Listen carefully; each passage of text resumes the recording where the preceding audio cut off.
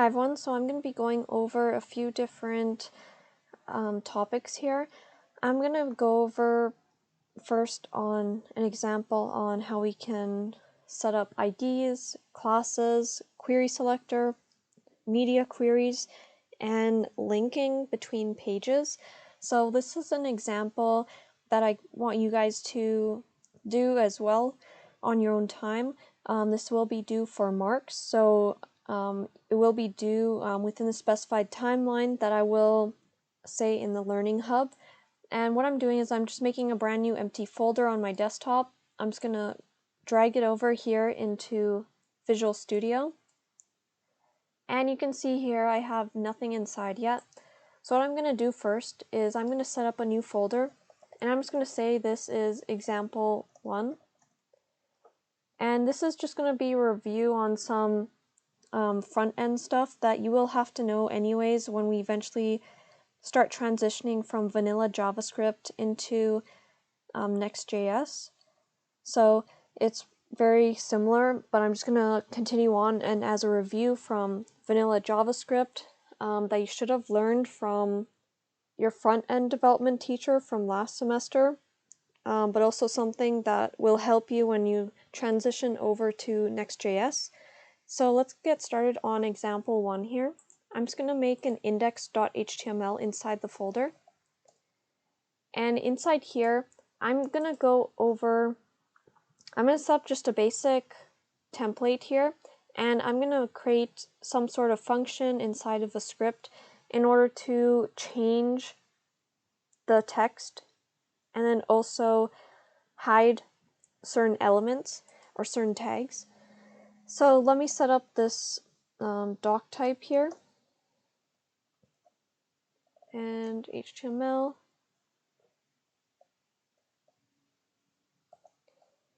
I'll make style.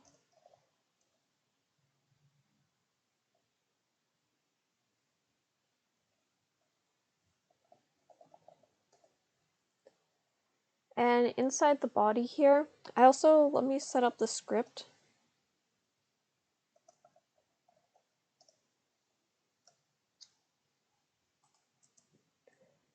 So what I'll do first is I will set up the header. So the H1, actually just the H1 tag here. And I'll just say, hi, everyone. And then I'll also have a button here. And it'll say, change text. And before I do anything else, I'm just going to save that. And then I'm just going to open up the folder here. I'm just going to close that down. I'm going to double click on the folder with the content that's inside. And in example 1, I'm going to double click the index.html file. And this is what we should have so far. It says, hi everyone, change text button. And if I click on the button, nothing will happen right now, but we're going to do something with it. So let's do something like this.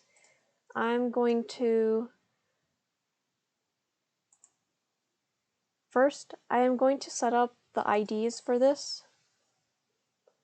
And what I could actually, I'll just put the ID for this one. Large text ID. You can call this anything you like. I'm just making this up as I go. Button ID. And I'm going to make an on click here. And what I'm going to be doing is I'm going to be calling a function, change display. So it's going to be calling this function called change display in the script here. So what I'll do is I will set up the function.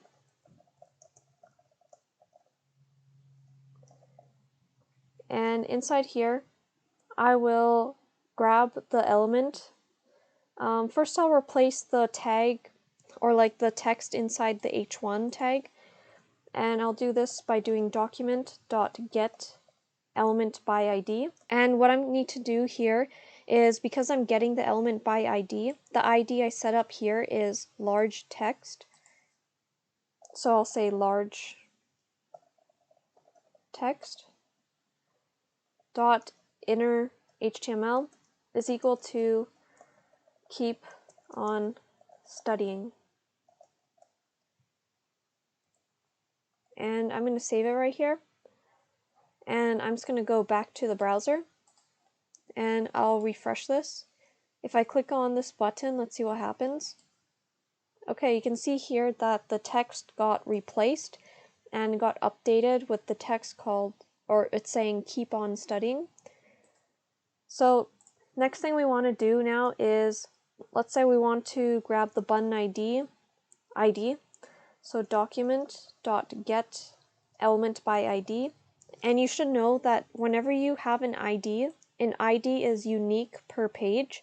So an ID cannot be repeated multiple times throughout the page. It has to be unique in one page. So we're going to deal with classes later, but just remember IDs are unique. And then I'll say it's going to call button ID dot class list dot add. We're going to add some sort of stylizing called hide. And in the style here, we'll say dot hide.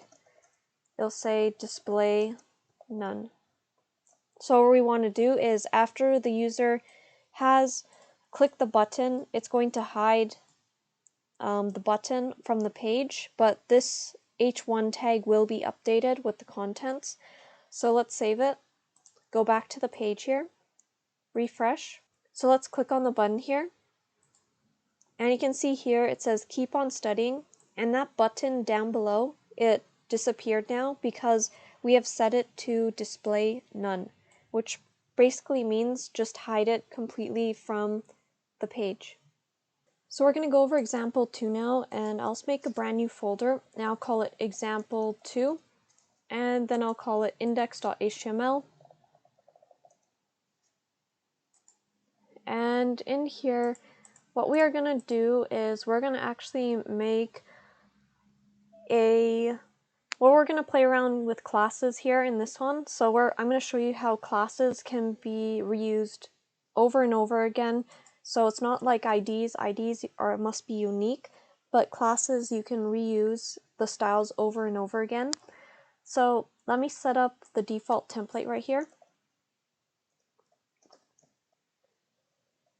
And I'll set up the body. I'm just going to set up all the text here first in the body.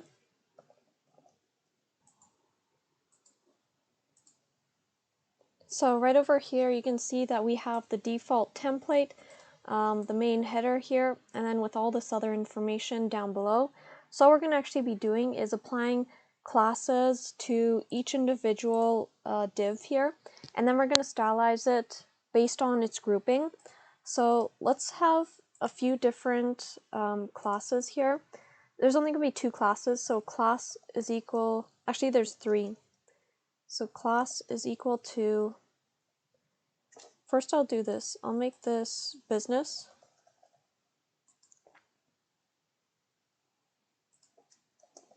And class is equal to business here again.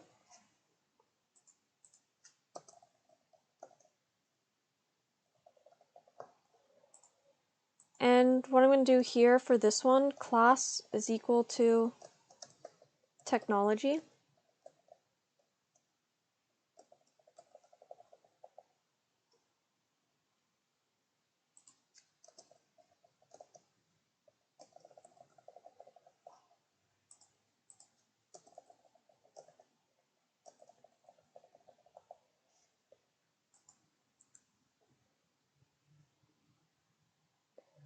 So what I'll do here is I'm going to put business here.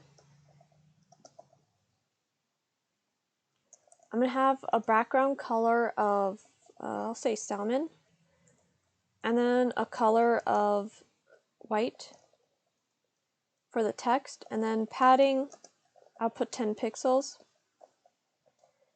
And then I'll have, so when we have classes, we're always calling them with the dot in front of it, and I'll put dot technology for the other one. I'm going to make this lowercase t though. Lowercase t, technology. And then I'm going to set this to background color of light green.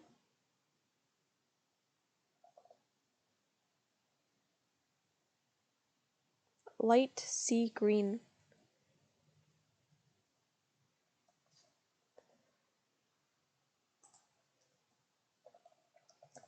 I'll say padding 20 pixels for this one. So let me just save that, and I'm just going to check to see what it looks like in the browser. So we could see here that we got some stylizing going on here. We can see that the top three are the business one, and then these other ones here are the technology side.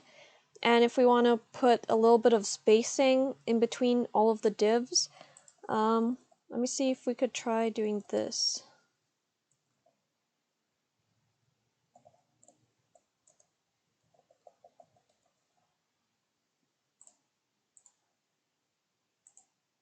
Okay, that works too. So I just made some padding, or just put a little bit of a margin in between all the divs so we could see all the different lines that are associated with each item here. So we could see here that we could apply multiple different stylizing based on the classes. We'd have multiple classes that are repeated just by calling it once or setting it up once here. We can set up whatever colors we want and fonts and everything, and then just put whatever class we want on each different tag. So what we can also do is we can add multiple classes. So I could, let's say, international. If I add dot international, and I'll say text align right, save it, and then I'll go over here, refresh, and you can see here we can apply it to a specific one just by adding another class to the same div. So we can add multiple classes to that one tag here. You can see we have both the business and the international, and we can just put whatever we want here and stylize it however we want. But this is how you use multiple classes. So next we're going to be looking at how we can use query selectors in order to select certain items on the page. So let's try setting it up first. Example 3, and then I'll put index.html, and I'll set up the page here.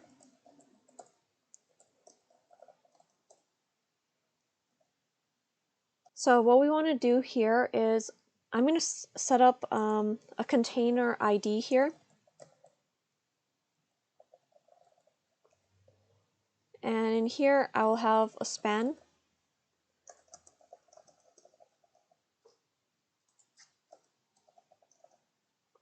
And actually I'm going to make this bold with the letter B, a bolded set of text.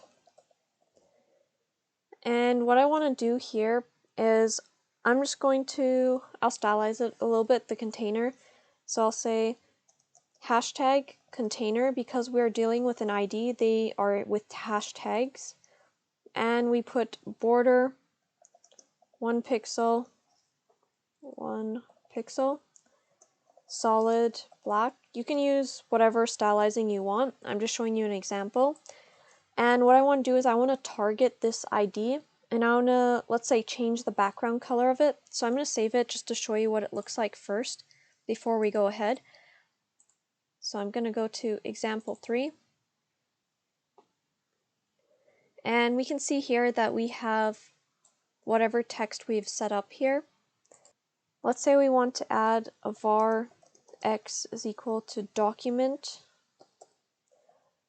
dot get element by ID, and we're going to call the container because that's what contains everything.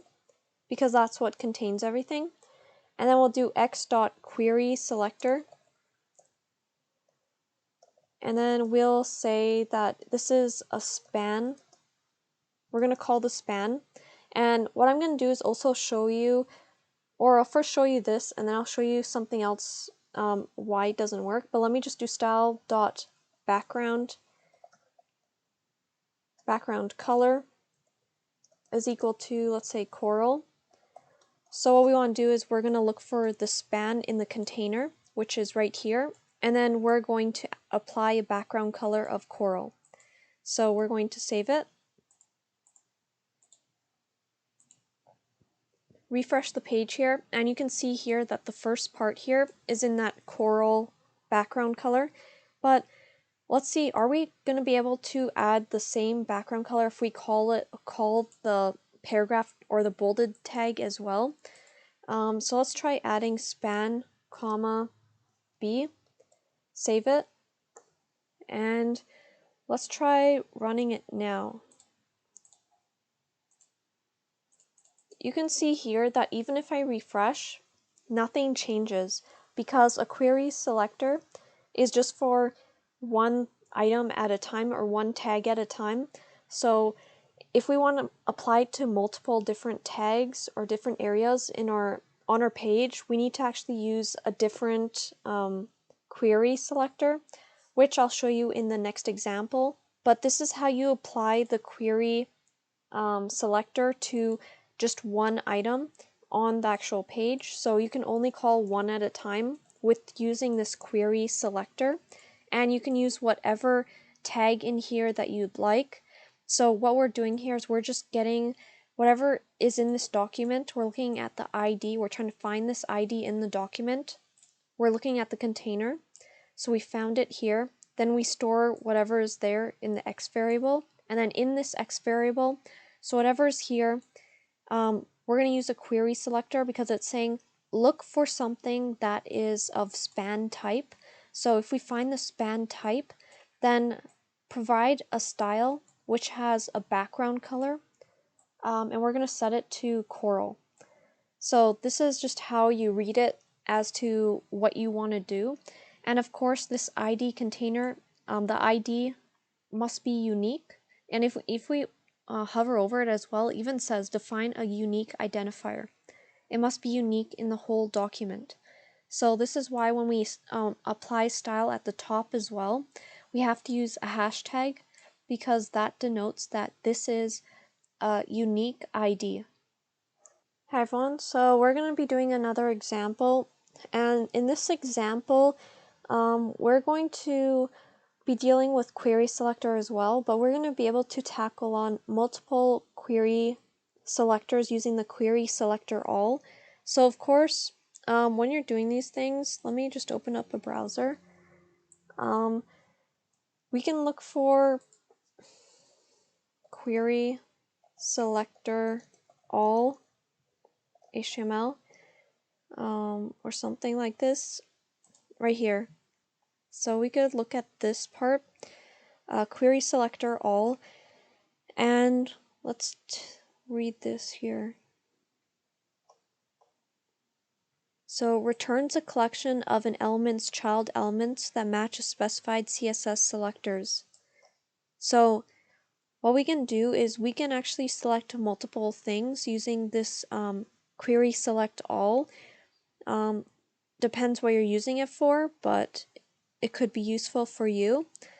And what I'm going to be doing is I'm going to be using it with the for loop, so we could set a bunch of styles. So what I'm going to do here is, let's minimize that, and then what I'm going to be doing is right here, I'm going to make a new folder. I'll make example 4.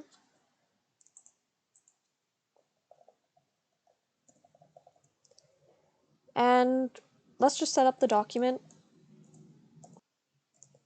And what I'll do is I'll just set up the base content of information here. Let me try putting another paragraph tag here. Click the button to add a background color. So let us do this and make a button.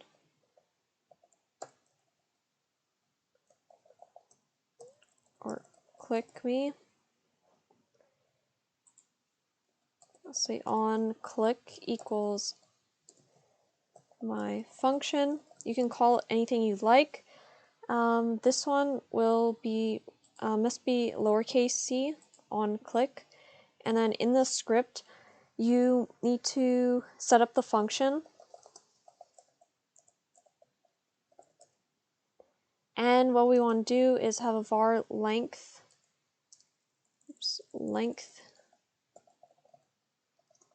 let's say 2, because I'll be putting, or I'll be referencing 2 things later on in here. And what I will do is I'll just specify right now. I'll say class is equal to, I'll say here, class is equal to here. And then what I want to do is in my function, I want to reference the classes that are called here. So I want to first do var x is equal to document dot get element by ID, and what I'll do is I'll say this ID is equal to content, so it's only referencing this information right here first, and I'm just going to put content right here, we're referencing that ID, and I'll put query selector all, and I'm going to be referencing the example or the classes that are called here. So dot here, if there is a class called here, then we're going to do something with it.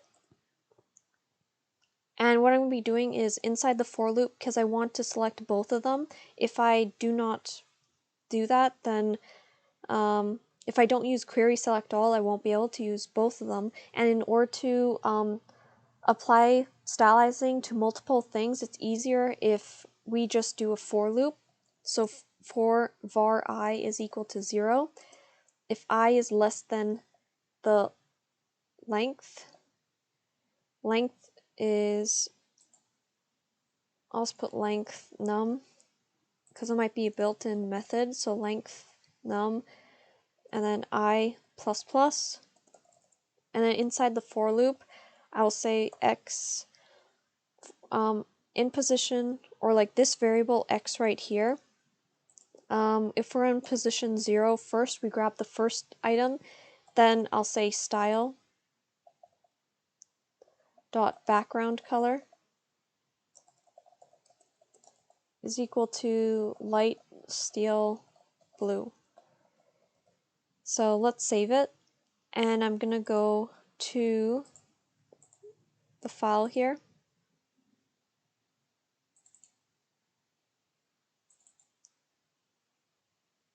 and we see we have all the text here, and what we are trying to do is based on whatever the class names or where the class names are applied, we're going to be applying some sort of stylizing to it. So if we click on the click me, if we didn't do anything wrong, it should highlight some areas.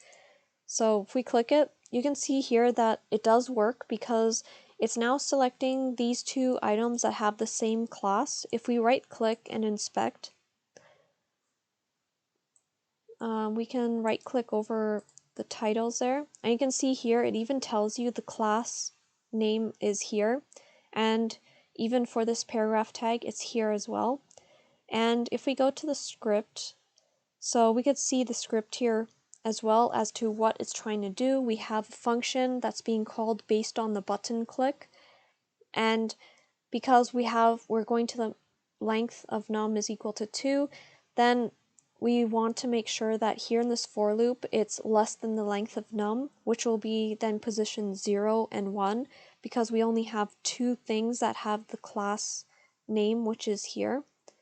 So it'll be 0 and 1. So when it does a for loop, so when it applies this stylizing, it'll use this for loop to apply the background color to a light steel blue, and that's what we get for this first row and then the second row. And that's how you apply it to multiple rows of information. So what we want to do next is we will be doing an example on how we can use media media queries based on different screen sizes. So of course we have like desktop, tablet, mobile, but there's different variations as to the sizes, the widths of the screen. But I'm just going to be sticking to 3 different screen sizes, which are standard desktop, tablet, and mobile, and I'll show you the sizes of those as we go along. But we will be stylizing it using Flexbox as well, so we can have a little bit more stylizing. And I'm just going to be stylizing it based on different classes and CSS stylizing. And then we're going to be looking at how we can call the different position types in order to give or apply certain background styles. So let's set up this document first here. I'll make a new folder, example 5, and I'll say index.html.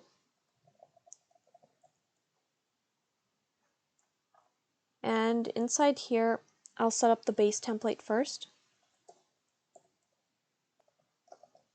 And here I'm just setting up the basic meta tags. Content width is equal to. So this is going to be really important when we start working with device widths. And what we're going to do here is I'm just going to apply some basic text on the screen so then we can start playing around with it.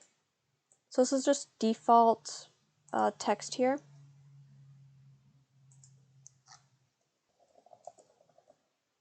So here we're going to have a few different breaking points. I'm just going to display that on screen, but I'm also going to put the actual content here now. And I'm just going to copy this down 3 more times and just change some text in here. So we got the basics of the code right here. This is the main body of the code right here. You should be able to watch this and recreate this. And then up here as well, we just have the basic template for the head as well. And we will be adding some stylizing as well. But let me first set up, what I'll do is I will set up some of the stylizing first. Actually, let me set up the error part as well. So div, right above the main, I'm going to have, please have a bigger screen.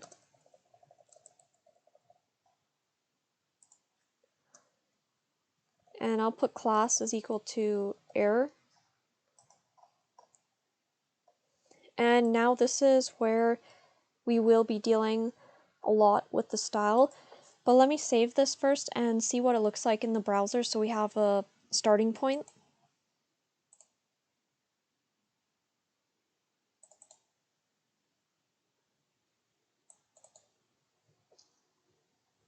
So this is what the default template looks like. You can see there's no color or anything and no stylizing, and even this error message is showing up when it should not be at the moment. So we're going to fix this shortly. So what I'm going to be doing now is I'm just going to apply some stylizing. Let's just apply something to all of the items here, around everything. Box sizing, border box. So what we're going to be doing here is we're going to have some sort of column, and we will float left, and then we'll have a width of 25%, and then we'll have a padding of 20 pixels. Let's just save it, double check here. Alright, so we have all of these 4 boxes here now lined up on just like one line. But you can see here if we right click inspect and we try to adjust it, you can see here how it tries to squish together, and it looks really bad right now when you start squishing it together, like it overlaps and everything as it gets smaller, and that's not something we want. That's why we want to customize it per media query or size per device, because right here at the top there's a little icon here that specifies for different devices, and if you click here on dimensions responsive, we can see the different sizes here. The main areas you'll be looking at are just regular desktop size, and then I'm just going to stick to iPad Air, right? iPad Air size, maximum width is 820 at the top, it tells you. And then if we go, I'm going to also look at iPhone XR, which is a max width of 414 pixels. So I'm just going to look at these different sizes. I'm not going to look at all of the different items down here because they're somewhat similar. It's just whatever you want to customize to. But I'm going to look at the regular desktop and then the iPad Air and iPhone XR. So let's set up the media queries that we need in here. Before we do that, actually, let's set up the color. So I'm going to set up call the column class, and based on that, on the nth position of type. So this is just calling the specific position. The first element that is being called, it will have a background color of, let's say, cadet blue. It'll be cadet blue. And then next one will be the dot column nth of type 2, and it'll be background color of coral, and then it'll have a dot column nth of type 3, which has a background color of dark gray. And so I'm going to get rid, or else, sure, I'll just put the semicolon at the end of each of them. And then I'll have the last one, because we have 4, which are right here, which is 1, 2, 3, 4. So we need to set up 4 of these. Well, you don't have to, but I will set up 4 of these. Nth type, and I'll say 4. And this will have a background color of, let's say, light pink. You can set up whatever color you'd like, but let's save this and see what it looks like in the browser now. I'm just going to close that so we can see full screen. Refresh, and you can see here we got the colors for each individual div container here. And just by calling the specific position or whatever position the div tags are in, we can actually add the stylizing to it. See, as the first one here is the first div, it contains BCIT, and that must contain cadet blue. And if we look here, we can see that cadet blue. So it's just based on the positioning. Now, what we want to do is, let's add the rest of the stylizing here for the other ones before we do the media queries. So I will just do dot row after. So after each row, content will be empty, and then we'll say display table. Let me see here. This has to be together. Row after has to be together. And then here I'll say clear both, so there's no stylizing. It goes on the next line. And then I'll also do dot error so we can stylize the error message. And I'll say display none, so I want to hide it from the screen completely and only show it at a specific time, which we'll get into later. So save it. Let's go back here. You can see that we have all the text, even that error message right here. Please have a bigger screen, which should not be there. So let's refresh it.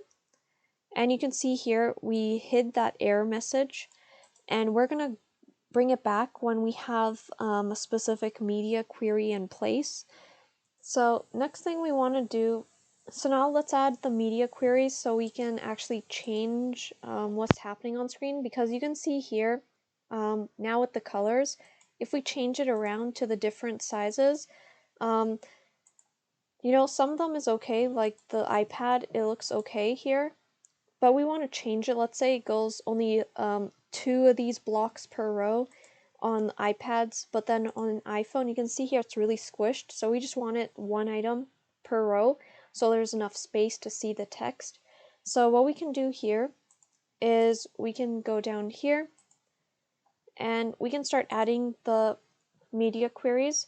So all we have to do is add the @media, and we'll say screen, and we'll say max width, and that'll be 820 pixels. And we're going to make it a column now, width column with a width of 50% this time. So let's save it first and see what happens.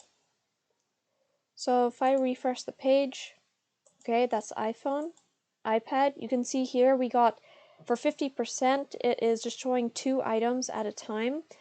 And if we go here to just a regular desktop, we can have all 4 items right here. But you can see here, based on the media query we have selected, it's a max width of 820. So it looks like, so as long as it's equal to 820 or below, then it'll change the width to 50%, so then only 2 items per row will show. And let's now add another @media and make a screen and max width of 414, and dot column, we will put that as a width of 100.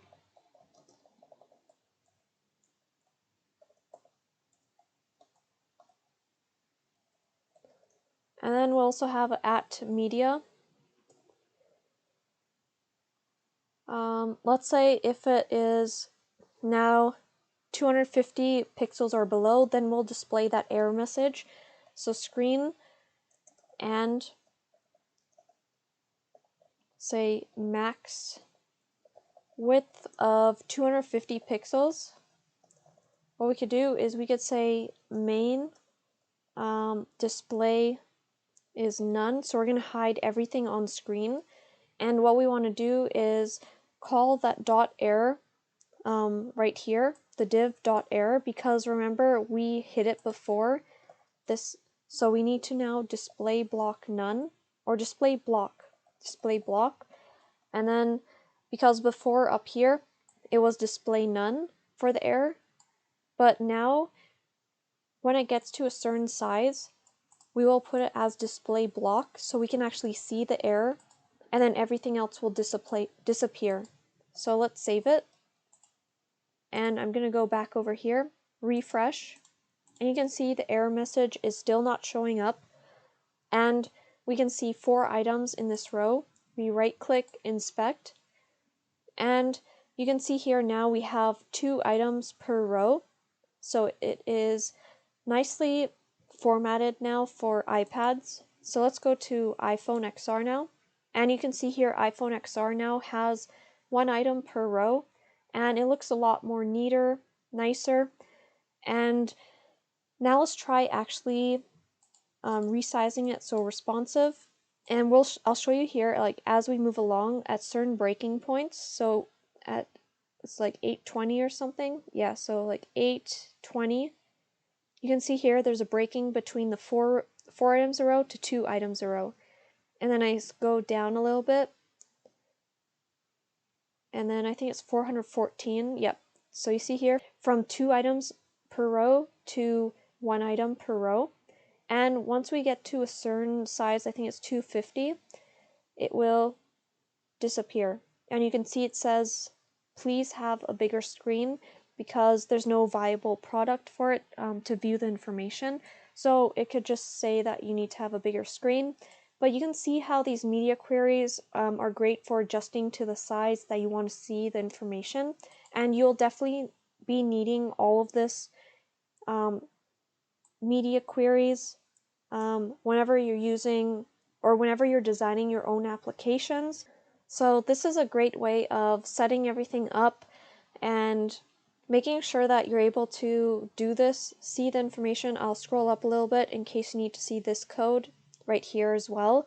But this is the top part of the code. And also here in this other area down here, you can see the body section. It contains just the divs and the class names as needed. So I hope that this tutorial helped you, and we're going to get on to one last example before we put everything together. So we'll work on example number 6 next. And we're going to be going through another example, the last example, before we put everything together. So I'm going to do example 6 folder and index.html. And what I'm going to be doing here is I'm going to be still working with adding a button which has an on-click functionality and connects to the function in the script. And we're going to deal with just dealing with flexbox and menu, the menu bar at the top. So let's get started on how we can set this up here. So what I'll do is I'll set up the body and all the initial tags first. So what I will do is I'll set up the unordered list first of all the different, actually this one's going to be containing the logo and a little bit of spacing in the middle, and then I'll put a hamburger menu on the right side. You can stylize it any way you like, but this is just what I will be doing. I'll say logo here.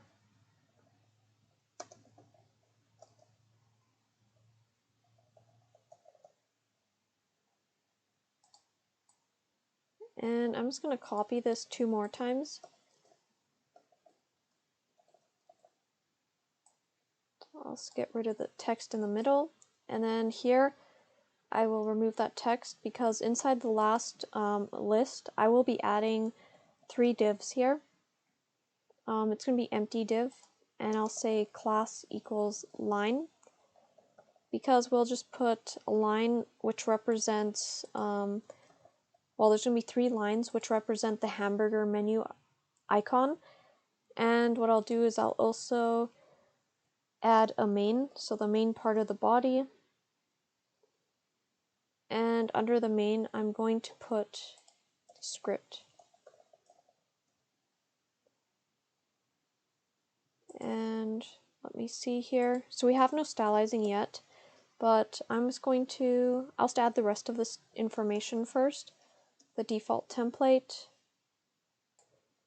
And I'll just add a button at the bottom here saying, click me. And let's just save it and just see what it looks like. So we don't have any stylizing yet, so we won't see any of this classes work just yet. Well, let's take a look here.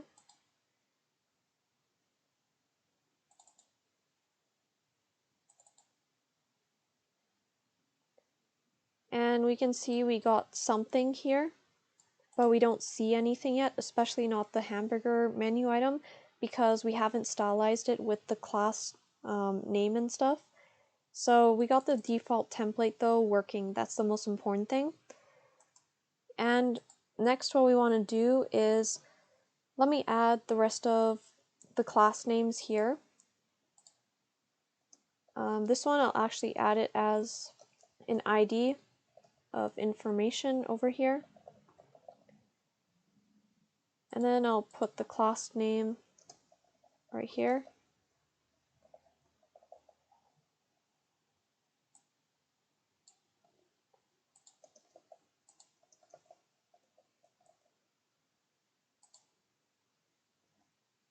And And what I want to do is, I could start stylizing it now, so we could get something showing and displaying on the actual screen. So let's say I want to grab the information. I'll just add a margin.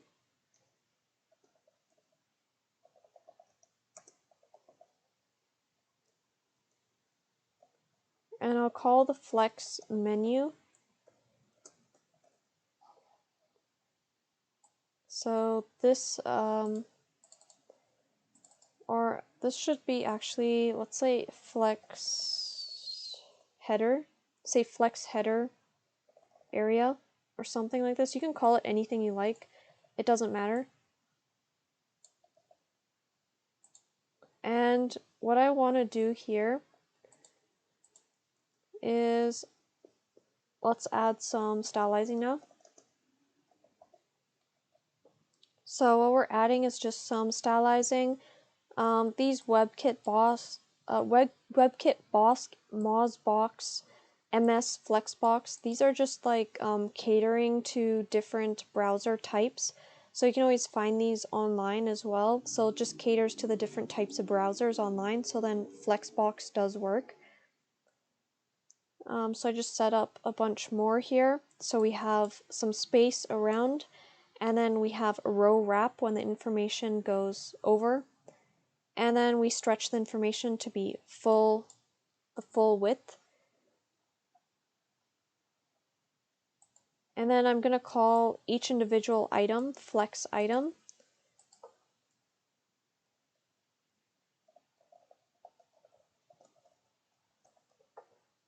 And before I add anything else, I'm going to just double check to see what it looks like in the browser.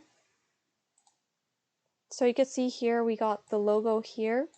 Something in the middle, it's nothing, but we need to stylize the menu part because there's nothing showing just yet. So this is where we need to first, actually, let's stylize or make sure we have the right growth on the page. So we'll have flex item nth of type.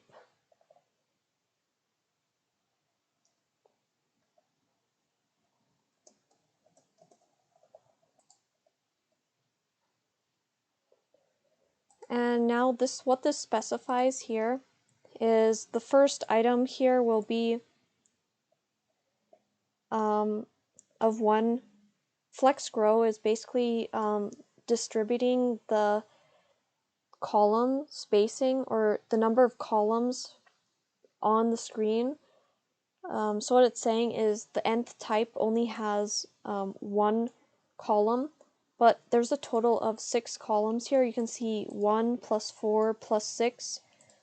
So 1 plus 4 plus 6 is, 1 plus 4 plus 1 is equal to 6. And then what it's saying is, since the total is 6, we're equally distributing the amount of columns there is. So there will be 6 columns in one screen, and the first column will only be 1 column width. The next one, the middle one, will be 4 column widths, and then the last one will be 1 column width. So the last column width will contain that hamburger icon. The middle one contains nothing, so there's space in between, and then the logo area, which is just 1 column. So now what we can do is let's stylize the actual line of the hamburger menu.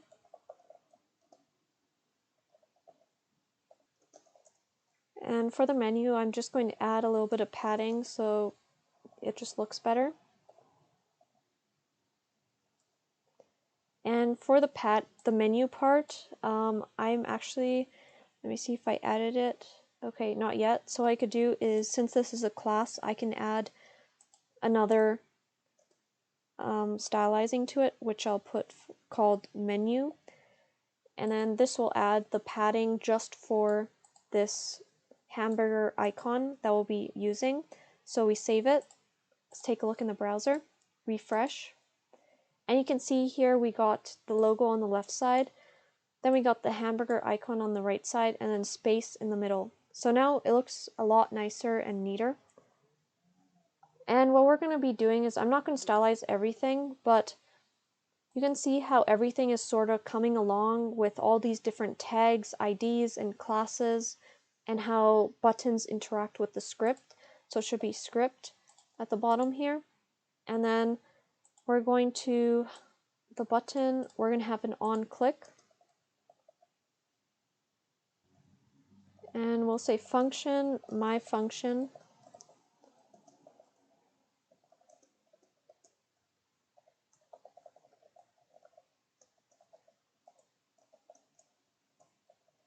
And we're going to call information. Information is what is right over here. And based on whatever's here, we're going to find something in here. We're going to say x.querySelector. We're going to look for the p tag, but the p tag only with the example tag. So it has to be the p tag within this information with the example tag or example class.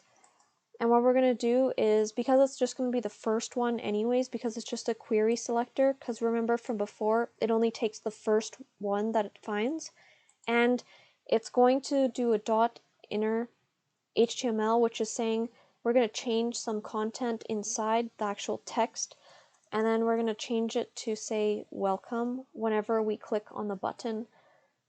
So that's what it's saying, is look for the p tag inside the information ID, which is right here. And because we're using query selector, the first item of p tag is right here.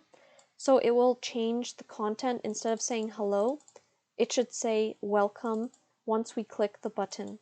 So let's save it. And we'll go back to the browser, refresh, and you can see here we got all the items here. Click. So here we could see it says hello.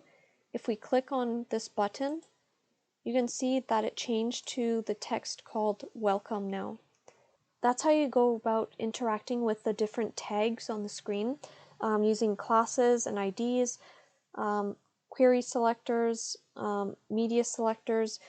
There's much more out there, but we want to next look at how we can use, or how we can link to all these different pages that we've just created, using just one index file right here in the root of the folder. So we have all their examples here, but outside of these folders we created, we want to create just one index.html file.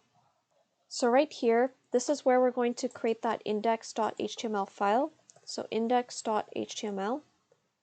And inside here, this is where we're going to just link to all of the different pages. First, I'll set up the actual document. And you can see right here, we got a bunch of, since we have all these different examples, we will have a few different links to click on. I'm going to make an unordered list, so we could list out all of the links right here. And right here, inside this A tag, we need to have a href in here. So href is what will allow us to look for the actual pathway to the folder. So in order to get to the pathway of whichever index.html file in these other folders, we need to just do // It's saying look in the current directory we're currently in, which is in the main root folder. And then we're going to first do example1. And for example 1, we need to go into index.html, and that's what we'll do for the first one. So since we have multiple examples, I will just copy and paste it down. And I'll just change some of the text here. So now that we have all the 6 different links to all the examples we've just done, I could do a stylizing if we want to. I'll say background color. This is this tan color. So we'll save it, and then I will open up this main index.html. So right here in the root of our folder right here, you can see all the example folders, but we're just going to click on the index folder or file. And then you can see right here we have everything for all our examples, the links to all of our examples set up here. So if we click on example 1, we get to our first example. Just go back. We could go to example 2, and we can see example 2. Go back, example 3, 4, 5,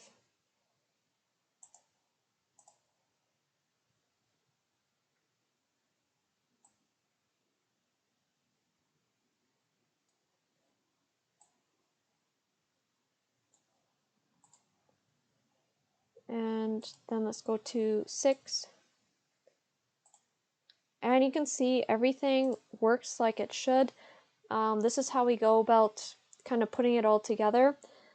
So hopefully this gave you a good understanding of at least the basics of what you should know as we move forward throughout the program or throughout the course.